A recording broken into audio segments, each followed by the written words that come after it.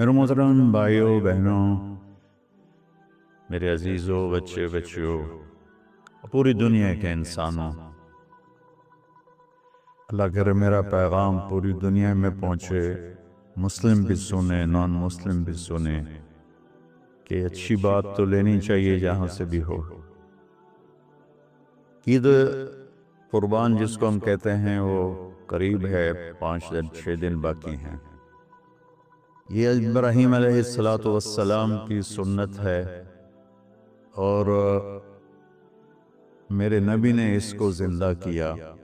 بیچ کے زمانوں میں یہ نہیں تھی، اس کو میرے نبی پاک صلی اللہ علیہ وسلم نے زندہ فرمایا، اور آپ اپنے عید کے موقع پر 2 جانور ذبح فرماتے تھے، 2 دمبے، ایک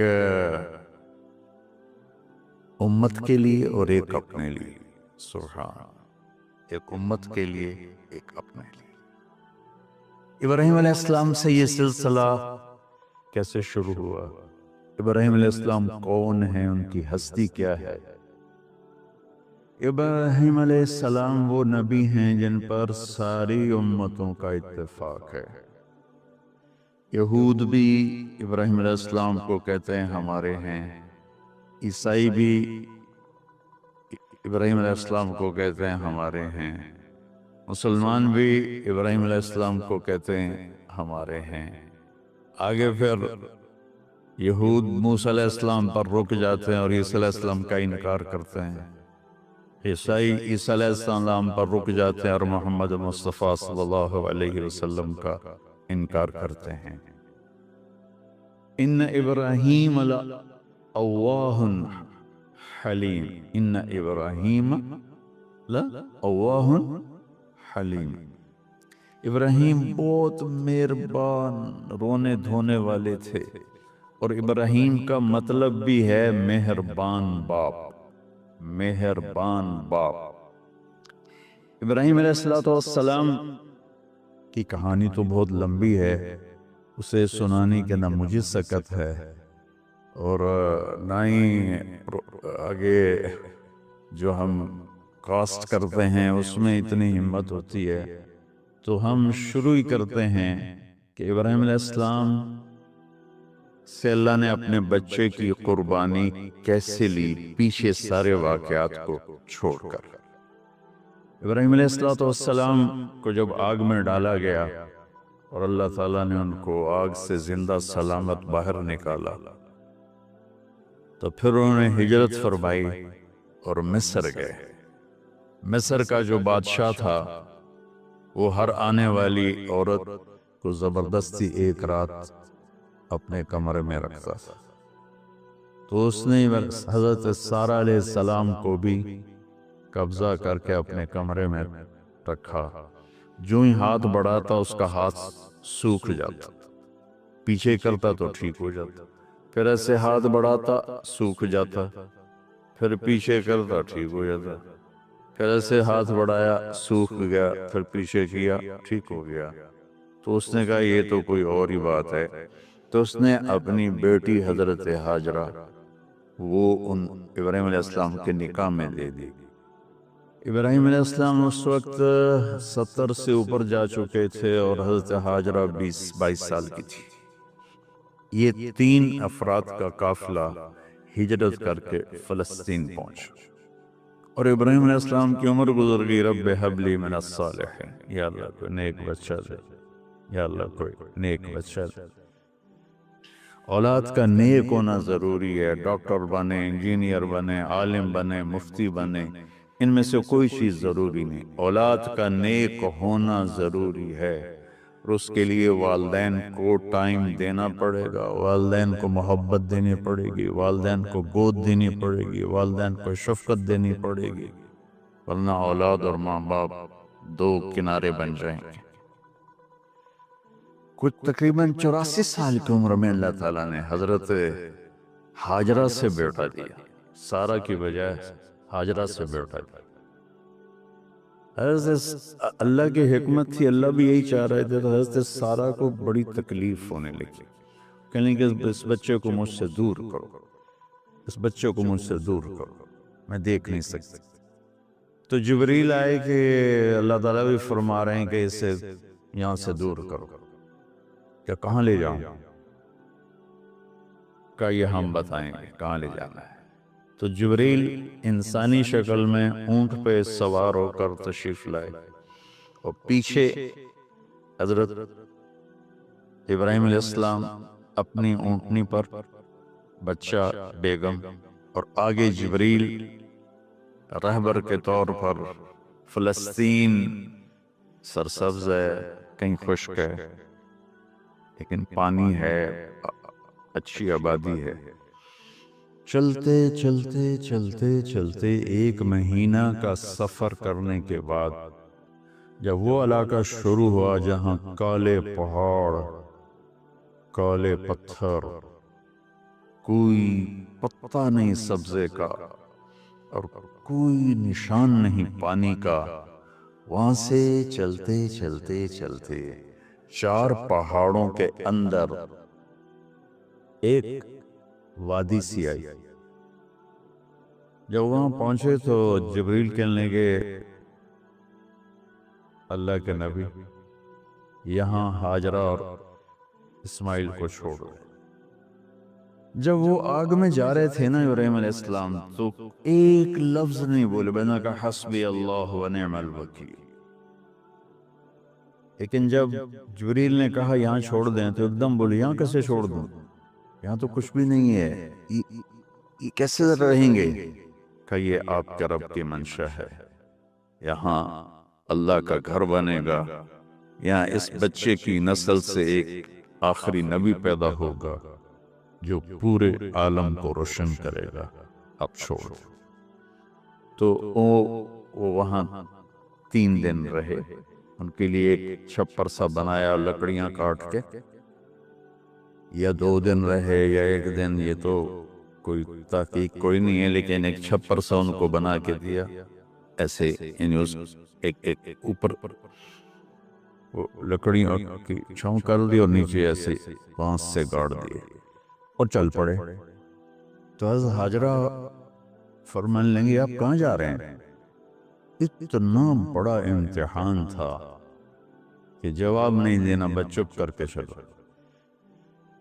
انہوں نے پھر پوچھا آپ مجھے چھوڑ کے کیوں جا رہے ہیں؟ آگے سے خاموشی۔ چلتے چلتے 3 میل تک وہ اس طرح چلی۔ جب وہ کدئی پہنچی تو اس وقت ان کو خیال آیا یہ اللہ کے نبی ہیں، کہیں ان کو اللہ نے نہ کہا۔ تو ان کا اللہ امرک، کیا آپ کو اللہ نے کہا کہ مجھے چھوڑ دیں؟ کہنے لگے ہاں، یوں کیا۔ ایک دم ایک نئی ہاجرہ نے جنم لیا کہ اذن، یوں گردن، اذن لن یضیعن اللہ، جاؤ پھر میرا اللہ مجھے ضائع نہیں کرے گا۔ ابراہیم علیہ السلام بوجھل دل کے ساتھ پیدل چل رہے تھے، دونوں میاں بیوی اونٹنی پہ سوار ہوئے، اور وہ اپنے بچے کو گود میں لے کر ایسے کھڑی ان کو دیکھ رہے تھے۔ یہ کوئی مہینے کے لیے نہیں جا رہے تھے، پتہ نہیں ہے کب واپس آئیں۔ اج دے وچھڑے قد ملن گے، جانے رب رحمان، دیکھتی رہیں دیکھتی رہیں دیکھتی رہیں۔ تو انہیں ایسے پہاڑی کے اوپر چڑھے کہ اونٹ نیچے اتری، تو پھر انہیں منہ موڑا اور واپس اس وادی کی طرف چلی۔ کیا وقت تھا، صبح تھی، شام تھی۔ جو ابراہیم علیہ السلام غائب ہوئے تو ایک دم آپ نے اونٹنی کا منہ موڑا ادھر ہی اور کہا ربنا انی اسکنت من ذریتی بواد غیر ذی زرع ربنا لیقیموا الصلاۃ۔ کیا طرز ہے! آپ اندازہ لگاؤ، ایک آدمی کو 84 سال کی عمر میں بیٹا ملے اور پھر اسے ایسے جنگل بیابان میں چھوڑ دیا جائے۔ تو ان کے دل پہ کیا بیت رہی ہو؟ یہ اس دعا میں وہ درد ہے جو میرے بھی آنسو نکل رہا ہے. میں کتنی دفعہ قصہ سنا چکا. اے اللہ، تیرے ہی کہنے پر تو جو میرا رب ہے، یا اللہ نہیں کہا، اللہم نہیں کہا، ربنا، یا اللہ تو تو مہربان ہے، اس میں بھی کوئی تیری مہربانی ہوگی، تیری محبت ہوگی، تیری شفقت ہوگی. انی اسکنت من ذریت، میں نے چھوڑ دیا اپنی اولاد کو. یا اللہ میں نے وہاں چھوڑا جہاں نہ پتا ہے، نہ دانا ہے، نہ پانی ہے. تو جان اور یہ جانے. اس درد بھری دعا نے عرش کو بھی ہلا دیا اور آپ نے منہ موڑا. اس باپ کو سوچو جو ہر قدم پہ اپنے معصوم بچے سے دور ہو رہا ہے، اور اس ماں کو سوچو جو ہر قدم پہ اپنے خامن سے دور ہو رہی ہے. ابراہیم کی منزل تو آگے گھر ہے، 2 بیویاں اور ہیں، ادھر تو پتھروں کے ساتھ دوستی ہے. جب ہاجر، میں ایک دفعہ میں ایسے سوچ میں بیٹھا، میں اتنا رویا. میں نے کہا جو وہ ہماری ماں ہاجرہ وہاں اکیلی بیٹھی ہو، وہ چاروں طرف اونچے اونچے پہاڑ، اور اندر بیٹھنے والوں کو باہر کا پتہ نہیں، باہر والوں کو اندر کا پتہ نہیں. شام ڈھلی ہوگی تو اندھیری رات نے کیا ظلم ڈھایا ہوگا. کالے پہاڑوں کا اندھیرا، اندھیری رات کا اندھیرا. تارے بھی حیران ہوں گے یہ کون بی بی بیٹھی ہوئی ہے. ستارے روزانہ ہی نکلتے تھے، لیکن آج وہ ایک نیا تماشا دیکھ رہے ہیں کہ ایک معصوم شہزادی ایک معصوم بچوں کو گود میں لے کے بیٹھی ہے. کون اسے یہاں چھوڑے؟ چاندنی رات ہی تو چاند بھی حیران ہو رہا ہوگا، یہ کیا ہو رہا ہے، یہ کیا ہو رہا ہے، یہ کیا ہو رہا ہے. اور وہ تنہا جان آسمان کو دیکھتی ہوگی، اللہ یہ میرے ساتھ کیا ہوگی. وہ رات کیسی، پہلی رات کیسی گزری ہوگی حضرت ہاجرہ. یہ ہمارے تبلیغ والے 3 دن کے لیے جاتے ہیں، بیویاں شور مچا دیتی ہیں، چھوڑ کے جاندے پہ اور چھوڑ کے جاندے پہ. اس ہاجرہ کو سوچو جس پر اندھیری رات تھی اور اسے کچھ پتہ نہیں تھا میرے ساتھ کیا ہونے والا ہے.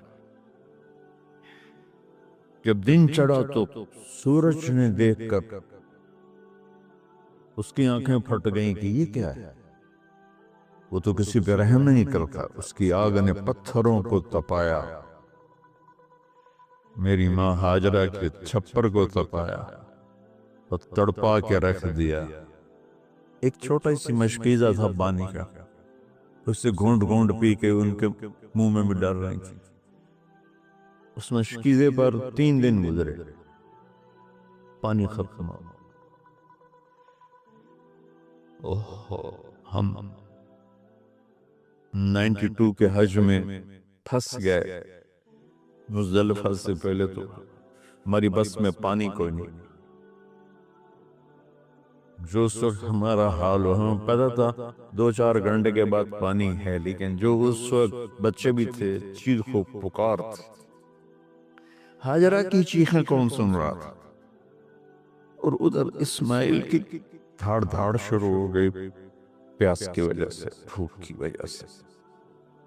بے بس ماں دیکھ رہی ہے. میں کیا کروں؟ میں قطر میں تھا جماعت میں، تو مجھے یہاں کندھے میں درد ہوا. میں ہاسپٹل گیا، ایمرجنسی سے لے کر گئے. ایک بچہ تڑپ رہا تھا اس میں، جو ہاسپٹل کا بیڈ ہوتا ہے چھوٹا سا. اس کی ماں ٹیک لگا کر نا اس کو یوں دیکھ رہی.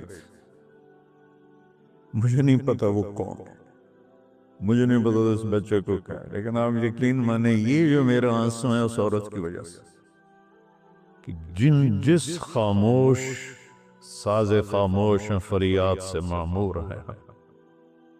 نالہ اگر لب پہ آتا ہے تو مجبور ہیں ہم.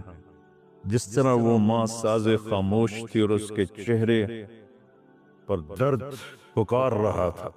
میں صرف ایسے گزرتے گزرتے اس کو دیکھا اور میں آج رو رہا ہوں 15 سال کا قصہ یاد کر. تو ہاجرہ کے چہرے کو کون پڑھنے والا تھا؟ کون سی ایمرجنسی وارڈ میں بیٹھی تھی؟ کون اس کے لیے کہہ رہا تھا میں پانی لاتا ہوں کھانا لاتا ہوں؟ موت تھی دونوں ماں بیٹے. تو یہ بے قراری میں صفا مروہ کی دوڑ لگائی. انہیں پتا تھا کچھ نہیں، انہیں معلوم تھا کچھ نہیں ہے، لیکن وہ اس کو تڑپتے دیکھ نہیں پا رہے. وہ بھاگیں، صفا پہ چڑھی، ادھر دیکھ ادھر دیکھ، ابھا دیکھا لمحہ دیکھا، ڈٹھی دل کو دیوان ٹیکا، سجن ملسم کے مر پوسا. یہ ہماری سرائکی کا شاعری ہے. مشرق دیکھتے ہوں، مغرب دیکھتے ہوں، دائیں بائیں دیکھتے ہوں، کوئی ہے میری فریاد سننے والا. یہ حالت تھی اس وقت ام اسماعیل کی. نیچے اتریں جہاں وہ ٹیوب لائٹس آتی ہیں، ہماں وہ نیچے ہو گئے اور بچہ غائب ہو گیا. تو دوڑ لگا تھا. مصر کی شہزادی اور مکے کے نوکدار پتھروں کے اوپر دوڑ رہی تھی. جب بچہ نظر آیا پھر آہستہ پھر مروہ پہ چڑھے، پھر صفا پہ چڑھے، پھر مروہ پہ چڑھے، پھر صفا. مجھے لگتا ہے صفا مروہ بھی رو رہے ہوں گے اور مکے کے پہاڑ بھی رو رہے ہوں گے. سورج بھی اس وقت رو رہا ہوگا. آخر وہ مروہ پہ تھک کے گر گئے. یہ نہیں کہ انہیں 7 چکر لگانے تھے، 7ویں چکر کے بعد ان کی ہمت جواب دے گئی. وہ گر گئیں اور ان کا جینا چاہا کہ میں بچے کو اپنے سامنے مرتا دیکھوں، اس لیے وہیں گر گئیں کہ میں اتھے مر جاؤں وہ اتھے مر جاؤں. پھر ایسے حسرت بری نظروں سے یوں دیکھا مر گئے کہ نہیں، تو وہاں ایک آدمی کھڑا تھا. پھر مردہ جسم میں پھر جان آ گئی. پھر انہوں نے اپنے آپ کو اٹھایا اور دوڑ لگائی. پہنچی تو آدمی غائب تھا اور ایڑیوں سے پانی نکل رہا تھا. اتنے چکر کیوں لگوائے، پہلے ہی نکال لے.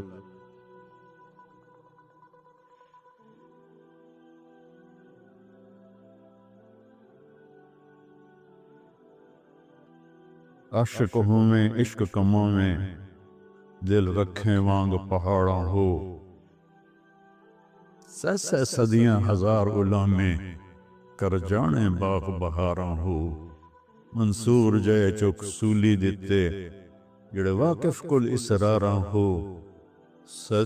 سجدیاں سر چائیں نہ باہو، توڑے کافر کہیں ہزاراں ہو. عاشق سوئی حقیقی جڑا، قتل معشوق دے مننے. سر نو جوڑے تے مکھ نہ موڑے، ہمیں 100 تلواراں کھنے.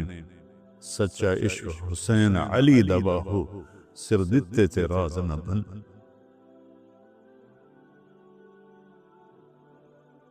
کوئی ابراہیم کا گلہ نہیں، شکوہ نہیں. یہ 7 چکر اور تڑپ اور درد، اس کے بعد پانی کیوں نکالا، پہلے کیوں نہیں نکالا؟ کہ عشق کا راستہ ہی ہے. میرے گھر کے راستے میں کوئی کہکشاں نہیں ہے. راستہ عشق اشقا سے. اشقا کہتے ہیں آکاس بیل جو درخت کو چمڑ جاتی پیلی، تو وہ درخت اس کا ایسا عاشق ہوتا ہے، سب کچھ اس کو کھلا کے خود خوش ہو کے جل کے بالن بن جاتا ہے. اس سے اشقا ہے. کہ عشق ایسی چیز ہے، عشق تے آتش دوہیں برابر اتے عشق دا تاؤ تکھیڑا، آتش ساڑے کخت کا نیرا، عشق ساڑے دل جڑا۔ خواجہ غلام فرید صاحب کی شاعری سنا رہا ہوں پہ، عشق میں بھی آ گیا اور لکڑی میں بھی آ گیا۔ لکڑی کی آگ خس و خاشاک کو جلاتی ہے اور عشق کی آگ دل کو جلا کے برباد کر لیتی ہے۔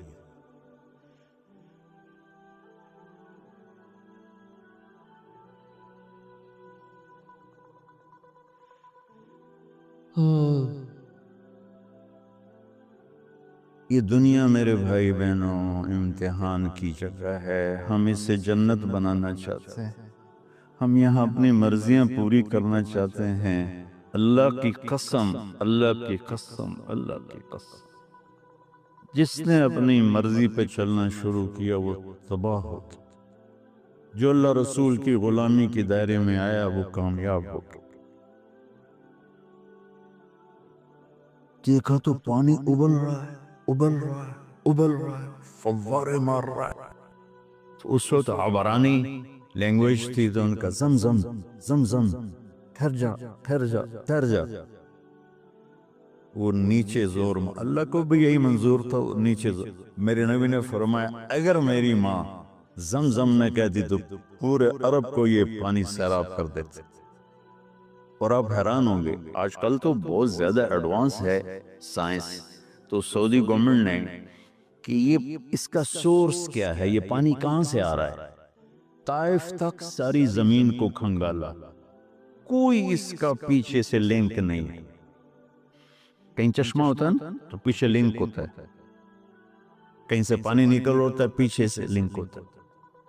زمزم کا کوئی لنک نہیں، جو ہی موٹر چلاتے ہیں تو 8-9 جھرنے ہیں سوراخ، وہاں سے پانی ابل ابل کے آنا شروع ہو جاتا ہے، اور جو ہی موٹر بند کرتے تو جھرنوں کا پانی بند ہو جاتا ہے، اس میں نہ مچھر ہے نہ اس میں کوئی کیڑا ہے نہ کوئی مکوڑا ہے، پاک صاف پانی، زمزم زمزم۔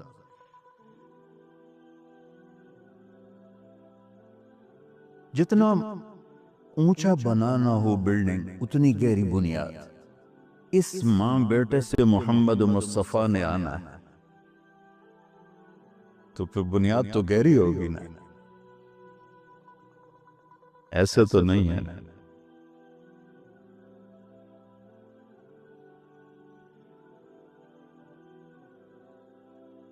تو چونکہ محمد مصطفیٰ صلی اللہ علیہ وسلم کو اس بچے اور اس ماں سے اللہ نے وجود دینا، پیچھے ابراہیم والد دینا، ابراہیم علیہ السلام کی نسل میں 4000 انبیاء آئے، بنو اسرائیل میں 4000، اور حضرت اسماعیل علیہ السلام کا ایک ہی جو 1.25 لاکھ پہ بھاری نہیں ہے بلکہ کل کائنات پہ بھاری ہے اللہ کے بعد۔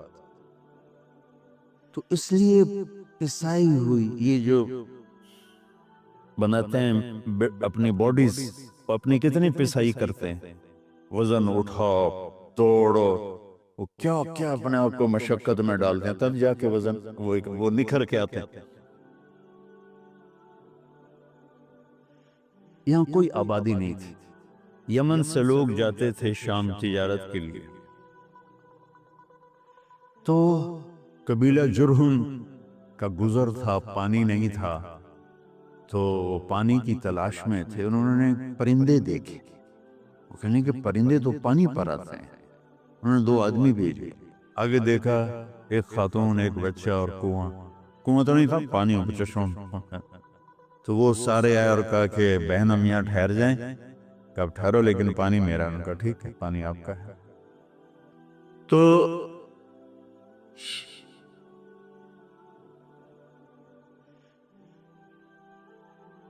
ایک سال کے بعد اجازت ملی، جاؤ مل کے آؤ، مل کے آؤ۔ جس گھاٹی سے ابراہیم کو جدا کیا تھا اس پر کتنی دفعہ حضرت ہاجرہ کی نظر پڑتی ہو،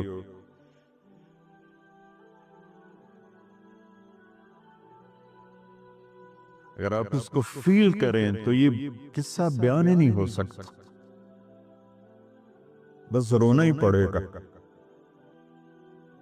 اور خاص طور پر آج کے دور میں جب کوئی اللہ کو کی ماننے کے لیے تیار ہی نہیں ہے، کوئی جہنم سے ڈرنے کے لیے تیار نہیں، کوئی جنت کی طلبگار نہیں. 1 سال کے بعد اونٹنی کا سر نظر آیا تو دل اچھل کے آسمان کو جا لگا کہ میری آنکھوں کی ٹھنڈک آ گئی، میرے سر کا سایہ آ گیا، میرے بیٹے کی چھاؤں آیا. اونٹنی مٹھائی کہاں تشریف لائی، کہنے کے اترنے کا حکم نہیں ہے، صرف ملاقات. نہ آتے صبر آیا ہوا تھا، صبر توڑ کے پھر جا رہے ہیں. اف نہیں کی آہ نہ کر لبوں کو سی، زخم پہ زخم کھا کے جی، اپنے جگر کا لہو پی، آہ نہ کر لبوں کو سی. عشق ہے دل لگی نہیں، سینے پہ تیر کھائے جا، آگے قدم بڑھائے جا، یعنی زبان حال سے کہہ دے اس کے ہاں ستائے جا. کوئی شکوہ گلا نہیں ہے، یہ کیا ملنا ہے، نہ آتے وہیں بیٹھے رہتے. چلیں گے اچھا بچہ گود میں دے دوں، سینے سے لگا پیار کی بہتے آنسو بچے کے رخسار پہ گرے. بچوں کو پتہ نہیں کون. کہنے کی اجازت ہے آپ کا سر دھو دوں، منہ دھو دوں، پاؤں دھو دوں، ہاتھ دھو دوں، یہ پانی پاک ملا ہے. ٹھیک ہے واپس.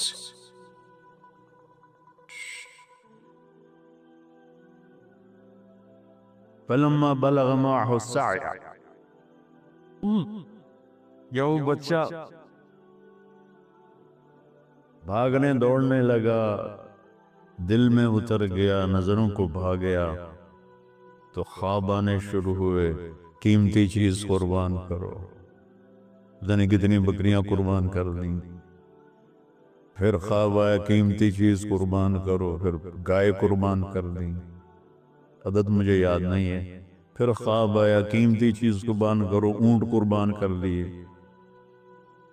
پھر خواب آیا قیمتی چیز قربان کرو، تو پھر خیال آیا کہ یہ اسماعیل کی طرف اشارہ ہے. 1500 کلومیٹر، 1 مہینے کا اونٹ کا سفر ہے. چھری لے کر ایک باپ بچے کو ذبح کرنے جا رہا ہے. اس مہینے کے ہر منٹ میں، ہر سیکنڈ میں اس کے دل پہ کیا گزر رہی ہوگی، کس لیے جا رہا. ساری دنیا پھرتے ہیں، جب گھر واپس آنے کا ہوتا ہے تو خوش ہو رہے ہوتے ہیں کہ پاکستان جا رہے ہیں. پاکستان کتنی دفعہ اللہ نے دنیا پھرائی. یہ اور اس باپ کی عمر 92 سال ہو. 92 سال مولانا صاحب. اس کی اونٹنی کے قدم کے ساتھ نہیں، ہر سیکنڈ کے ہر کروڑویں حصے میں ابراہیم کا دل پھٹتا ہوگا کہ اس معصوم بچے کو ذبح کیسے کرو. اللہ کی مان کے دکھا دی. اللہ نے تو ہمیں دین ہی آسان دیا ہے، ہم سے تو نہیں بچوں کی قربانی مانگی. ابو بکر صدیق رضی اللہ تعالیٰ نے فرمایا تھا یا رسول اللہ، ایک آیت ہے جس میں کا مفہوم یہی ہے، اگر اللہ ہمیں کہتا نا بچے قربان کرو، ہم بھی چھریاں چلا دے.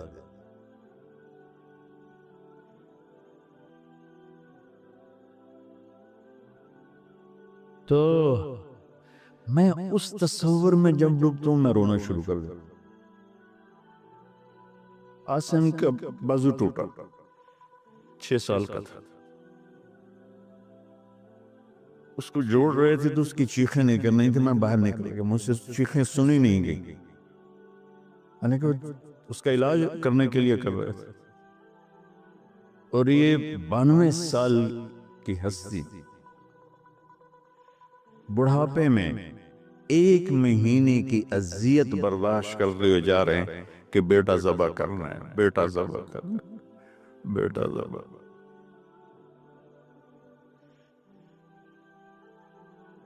تو وہاں پہنچے تو اب اسماعیل نے جانا ہے کہ یہ ہیں میرے ابا. وہ کیسے لپٹے ہوں گے، کیسے چوما ہوگا، کیسے پیار کیا ہوگا. یہ بیوی کا آپس میں مجھے نہیں پتا کہ کتنے عرصے بعد انہوں نے ایک قدم اٹھایا،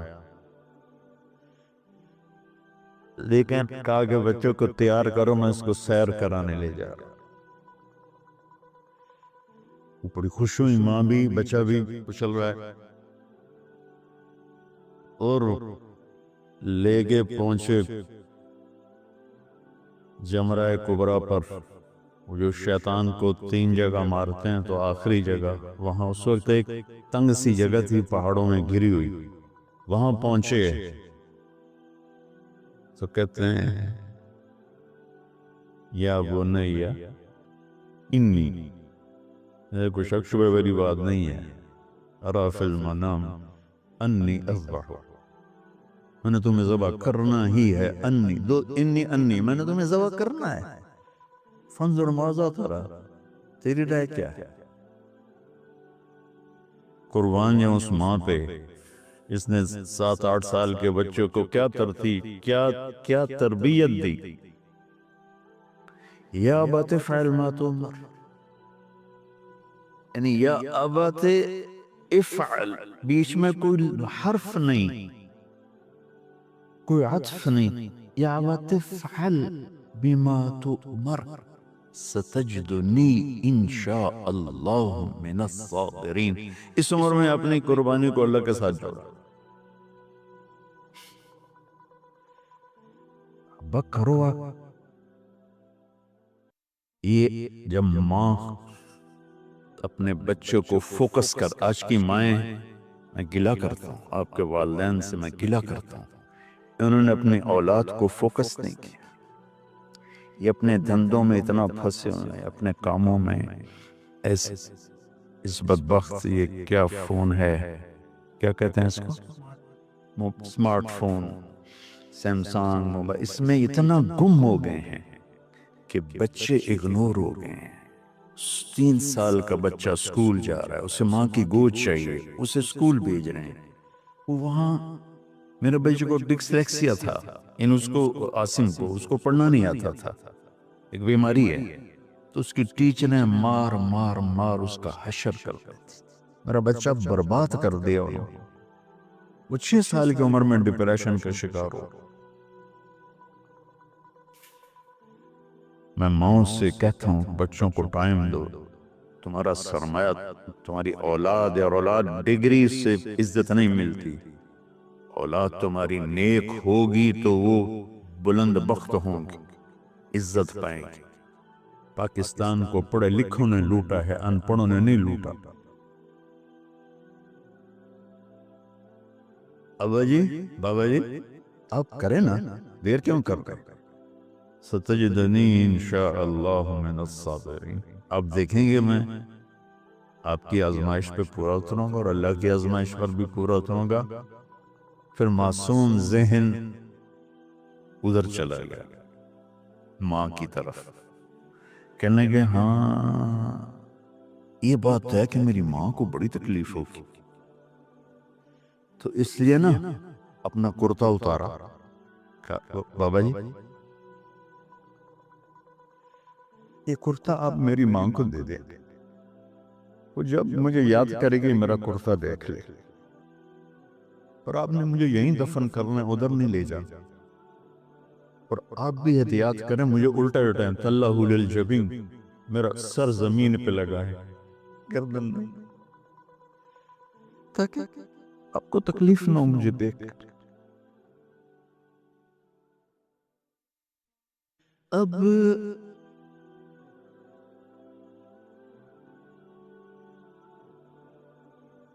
میں تو مرغی ذبح ہو رہی ہوں نا تو اس کو تڑپتے نہیں دیکھ سکتا. قربانی کے لیے مفتی صاحبان کہتے ہیں کہ اوپر کھڑا ہونا چاہیے، خود کرے یا اوپر کھڑا. میں نہیں کھڑا ہو سکتا. جانور جب تڑپتا ہے تو مجھے کچھ ہونے لگتا. میں بچوں کو بھیجتا ہوں، جاؤ قربانی پہ کھڑے. جیسے ابراہیم علیہ السلام کا تصور کر کے میری چیخیں کہ انہوں نے جب ان کی کمر پہ گوڈا رکھا ہوگا یوں کر کے، ہاتھ باندھے پاؤں باندھے، اور سر کے بال یوں اٹھا کے یہاں لائے ہوں گے سر کو، اور چھری یہاں رکھی ہوگی، کیا کیفیت؟ تو یوں آسمان کو دیکھ کر یا اللہ کیا تم مجھ سے ناراض ہو گیا کہ میرے دل میں اسماعیل زیادہ اتر گیا؟ یا اللہ ایسا کبھی نہیں، یا اللہ یا میرا کوئی امتحان تو لے رہا ہے، یا اللہ تیرے پر سب کچھ قربان ہے، اور یوں چلائی، اور اللہ تعالیٰ نے چھری کی کیا حیثیت ہے، اس نے چلنے سے انکار کر دیا، پھر چلائی، پھر چلائی۔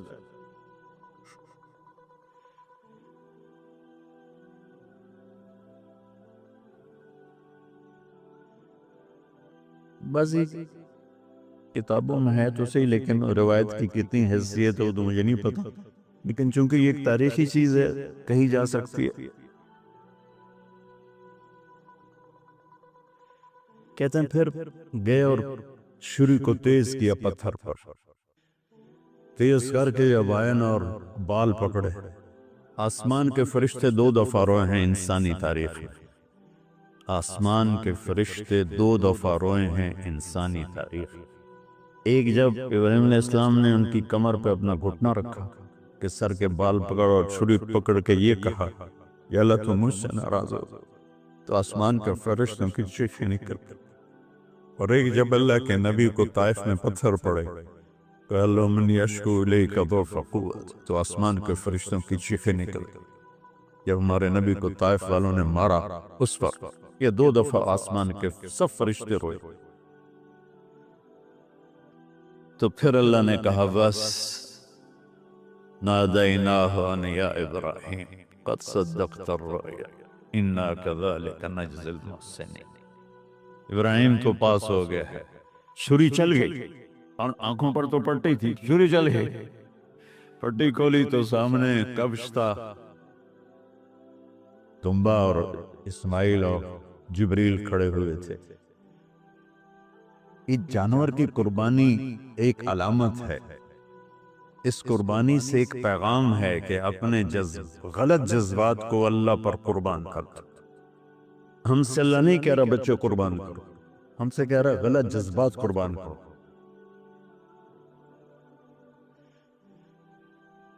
ہم سے اللہ کہہ رہا ہے اپنے جذبات کو دبا دو جو تمہیں اللہ اس کے رسول سے دور کرتے ہیں، ان پر چھری چلاؤ۔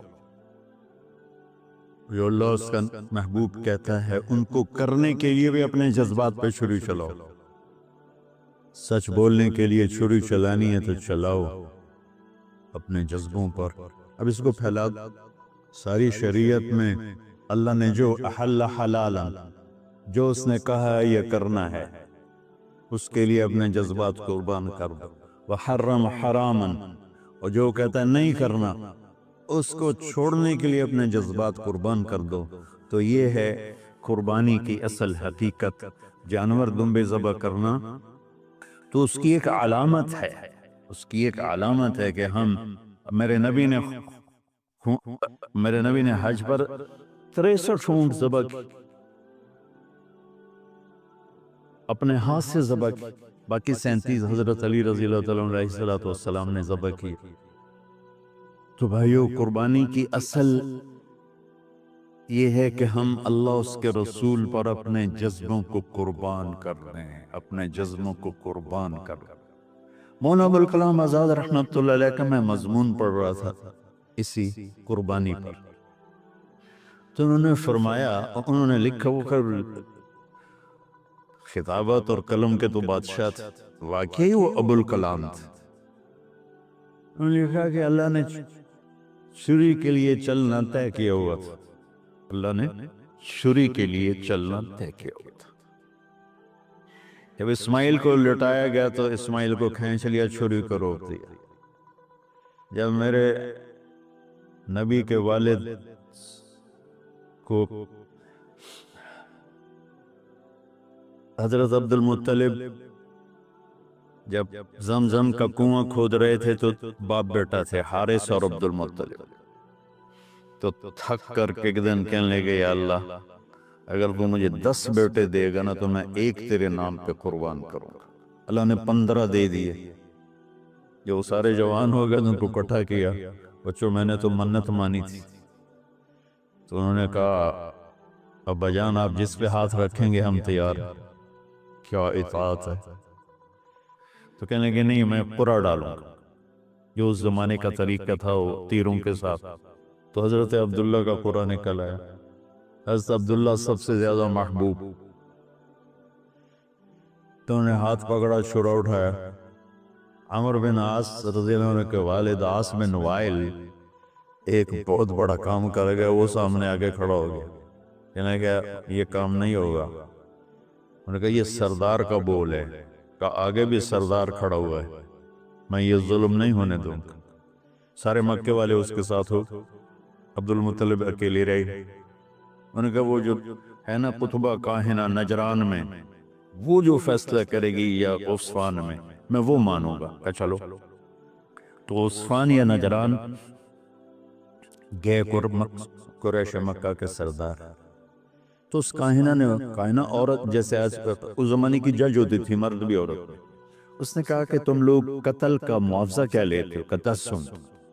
کہ اچھا ایسا کرو، ایک تیر پہ لکھو عبداللہ اور ایک پہ لکھو 10 اونٹ اور قرعہ ڈالو، اگر اونٹوں کا قرعہ نکل آئے تو جتنے اونٹ لکھے ہیں وہ ذبح کر کے عبداللہ کو چھوڑ دو، اور اگر عبداللہ کا نام نکلے تو ہر دفعہ 10 اونٹ بڑھا دو۔ تو وہ سارے بڑے خوش ہو گئے۔ تو عبد المطلب نے احتیاطاً 100 اونٹ پہلے کھڑے کر لیے صفا کے ساتھ، اور حرم شریف میں اکٹھے ہو گئے، اور وہ جو تیروں سے کرتے تھے تو الانصاب غالباً اس کو کہتے ہیں، ایسا ہی ہے نا؟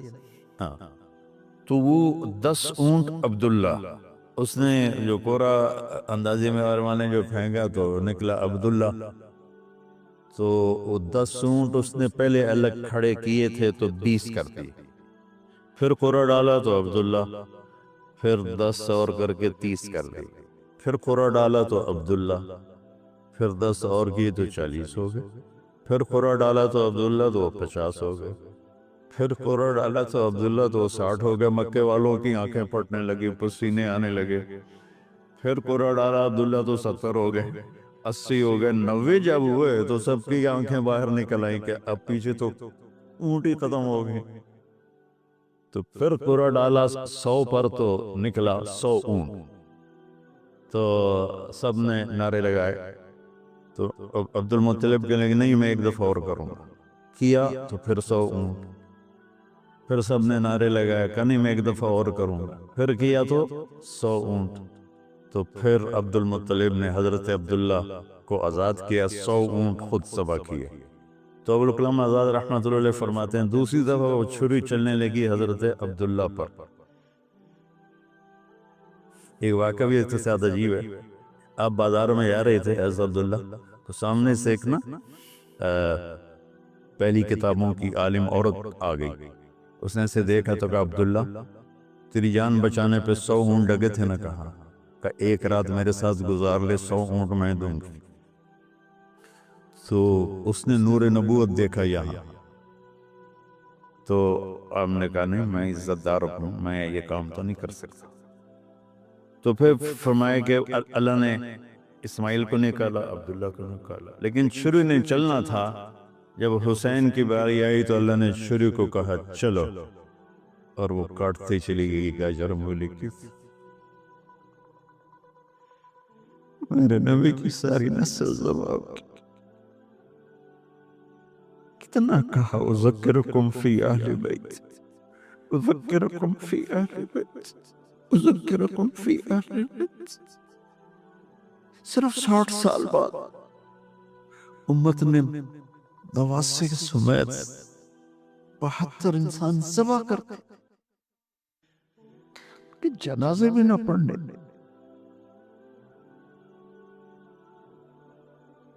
اقبال نے کہا تھا نا قتل حسین اصل میں مرگ یزید ہے، اسلام زندہ ہوتا ہے ہر کربلا کے بعد۔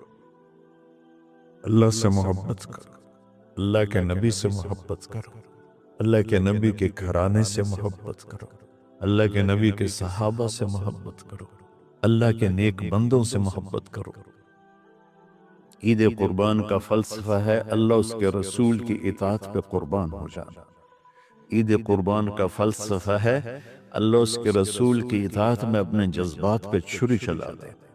عید قربان کا فلسفہ ہے اللہ اس کے رسول کی اطاعت کے سامنے گردن کو جھکا دینا، اور اس کے لیے جس بھی کڑے امتحان سے گزرنا، ہم اللہ نہ کرے ہم امتحان نہیں مانگتے، یا اللہ نہیں مانگتے، یا اللہ نہیں مانگتے، عافیت۔